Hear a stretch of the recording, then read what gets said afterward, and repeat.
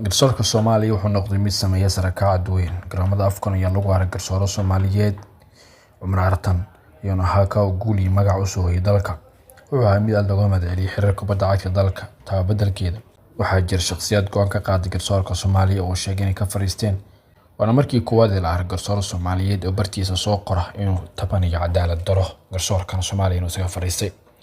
garsoor Maxamed Soomaali ayaa bartiisa qoraal soo dhigay Facebook oo ku sheegay inuu gebi ahaanba joojiyay shaqada garsoornimo muddo ku soo jiray cadaalad daro iyo arrimo badan uu sheegay inuu tabanayo ayaa keentay waqtigan inuu isaga fariisto garsoorka Soomaaliya dhinaca kale garsoor Xasan Maxamed Xaaji qayb ka ah garsoorayaashii ugu waaweynaa ee soo maray dalka waqtigan ku nool dalka dibadiisa ayaa sheegay isaga inuu tirsanayo cadaalad daro booskiisana xilligan la geysanayo dad kale wada garsoore qoraalada ay soo dhiganaya ahaa kuwa lahayn badan dhaliya xilligan su'aal badan la isweydiiyay sababta keeni karta in garsoorayaal muddo badan ku soo jira xilligan ay tirsanayaan cadaalad daro labadan dhacdo ayaa looga fadhiyay in wax ka dhahaan xiriirka Soomaaliyeed